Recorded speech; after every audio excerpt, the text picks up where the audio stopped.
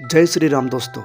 आज की कहानी होने वाली है the most haunted bridge of Pune, Holkar bridge.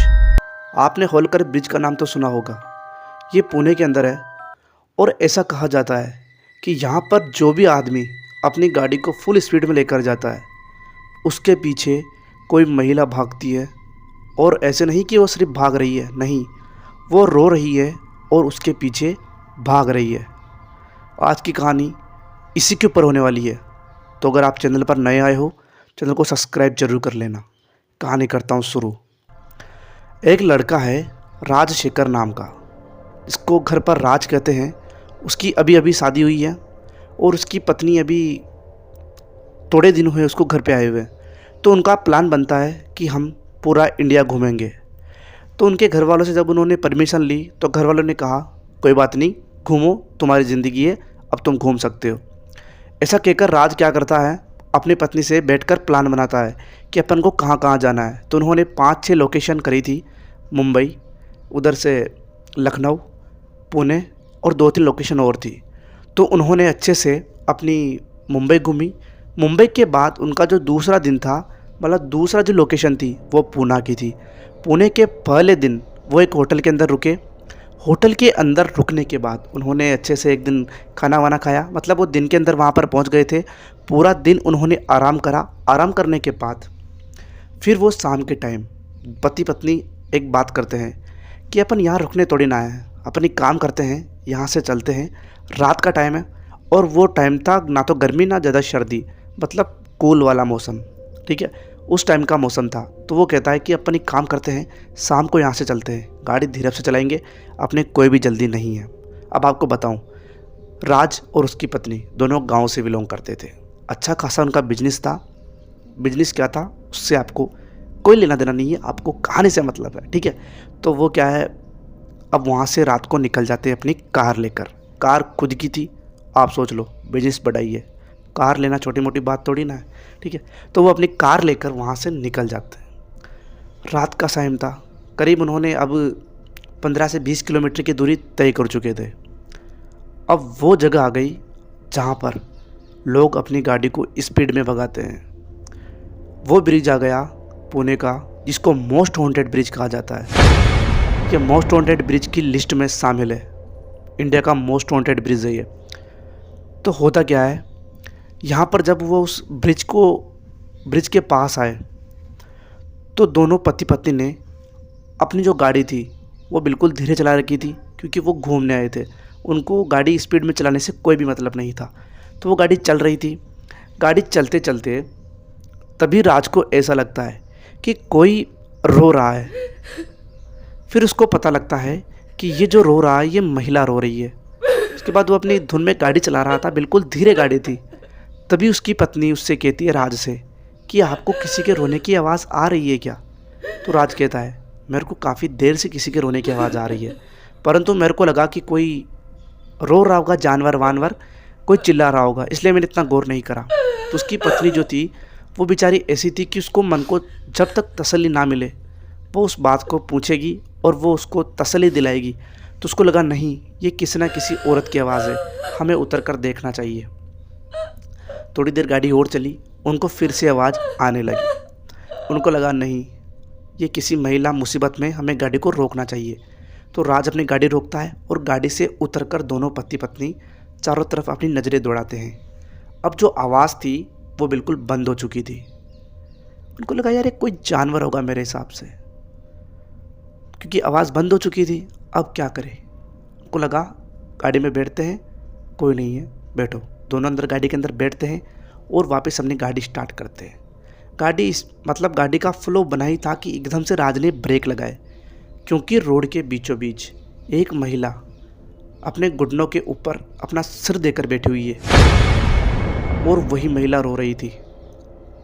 राज को लगा ये महिला रो रही है, हम उतर कर देखते हैं कि क्या हुआ। तो उसकी पत्नी राज की और वो राज उतर कर उस महिला के पास जाते हैं। वो पत्नी जो राज की थी वो कहती है कि आंटी आपको क्या हुआ है, आप क्यों रो रहे हो? आंटी की तरफ से कोई भी जवाब नहीं आता है।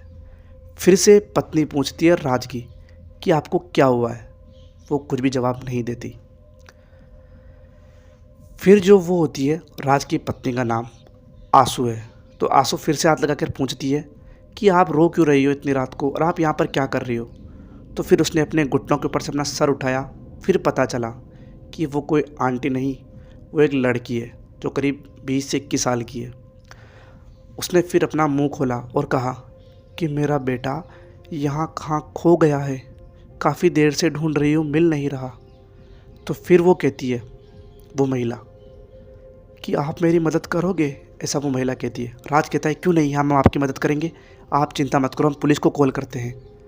तो फिर वो कहता है, राज फिर से, कि हम पुलिस को कॉल करते हैं और पुलिस को पूरी जानकारी देते हैं। तो उसकी पत्नी कहती है, नहीं, हम जानकारी नहीं देंगे पुलिस को, हम एक काम करते हैं, इस महिला को गाड़ी के अंदर बिठाते हैं और इनसे पूछते हैं कि वो कहाँ पर है। तो फिर राज कहता है कि आप गाड़ी के अंदर बैठिए और हम आपको उस जगह पर लेकर जाएंगे जहाँ पर आपका बेटा है, आप रोइए मत। तो वो गाड़ी के अंदर बिठाता है। उसके बाद वो गाड़ी को स्टार्ट करता है। वो उससे पूछता है कि किधर लेकर चलूँ मैं। तो महिला कुछ भी नहीं कहती। तो वो थोड़ी देर गाड़ी को आगे लेकर चलता है। फिर उसने पूछ ही लिया, पति पत्नी दोनों गाड़ी के आगे बैठे हुए हैं और वो जो महिला है वो पीछे बैठी हुई है। तभी फिर से राज ने पूछा कि किधर लेकर चलो, आपका बेटा किधर खोया था। पीछे से कोई भी आवाज़ नहीं आती। फिर उसके बाद वो पीछे मुड़कर देखता है तो पीछे कार के अंदर कोई भी नहीं था। दोनों पति पत्नी एकदम से शॉक्ड हो जाते हैं कि ये क्या हुआ, वो महिला जो थी वो कहाँ पर है। उसके बाद उसकी पत्नी डर जाती है। राज भी डर गया था अंदर से, परंतु हौसला दिखाने वाला कोई ना कोई चाहिए। फिर राज ने कहा, तुम चिंता मत करो, तुम इतना सोचो मत हो, थी कोई, हमने उसका कुछ बिगाड़ा नहीं है, तुम चिंता मत करो। उसके बाद वो ब्रिज जहाँ तक पूरा ख़त्म नहीं हुआ, उसके बाद राज ने गाड़ी स्पीड में भगाई। स्पीड में भगाने के बाद राज ने उसकी पत्नी से कहा कि तुम चिंता मत करो, कोई था, वो कोई छलावा या कोई था, इसलिए। उसके बाद पता लगा कि उन्होंने गाड़ी इतनी स्पीड में भगाई कि वो पुल कब क्रॉस हो गया उनको खुद को भी पता नहीं चला। परंतु राज कहता है कि जब मैंने वो पुल क्रॉस करा उस महिला के गायब होने के बाद, मुझे हर टाइम यही लग रहा था कि वो महिला हमारे आसपास है और वो रो रही है। उसके बाद पति पत्नी ने पूरी ट्रिप कैंसिल कर दी क्योंकि उनके साथ जो हुआ था ना वो बहुत भयानक हुआ था। उसके बाद क्या होता है, वो महिला, मतलब वो घर पे पहुंच गए। घर पे पहुंचने के बाद उन्होंने पता लगाया कि उस पुणे का जो ब्रिज है उसके वहाँ पर एक महिला हमारे साथ ये हुआ। तो उसको पता लगा राज को कि वहाँ पर एक लफड़ा है। वहाँ पर लफड़ा ये है, उन्होंने पूछा था किसी पंडित से, क्योंकि उनके साथ कुछ भयानक हो गया था ना, कुछ होगा तो फिर पंडित जी संभालेंगे ना। तो उन्होंने कहा, पंडित जी ज्ञानी थे, न्यूज़ पढ़ते थे, उन्होंने कहा कि जिस ब्रिज के बारे में आप बात कर रहे हो ना, वो मोस्ट वांटेड ब्रिज है इंडिया का और पुणे का भी, पता है ना, लॉजिक सी बात है। उसके बाद वो कहते हैं कि वहाँ पर एक महिला और एक उसका बच्चा दोनों रास्ते से आ रहे थे। तभी गाड़ी इतनी स्पीड में आई कि उसका बच्चे को ठोक कर चली गई। उसका बच्चा वहीं तड़प तड़प कर जान की भीख मांगता रहा, परंतु कोई भी उसको बचाने नहीं आया। उसके बाद वो बच्चा वहीं मर गया और उसके बाद उसके बच्चे के सिवा उसका उस दुनिया में कोई भी नहीं था।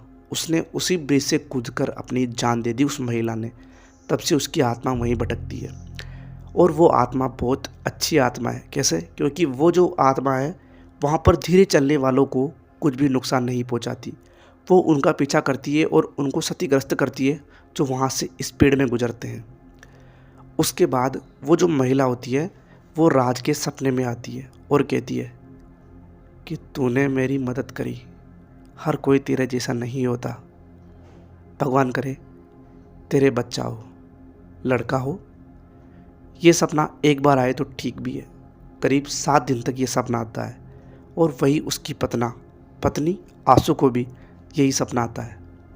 दोनों पति पत्नी परेशान हो जाते हैं कि ये क्या हो रहा है।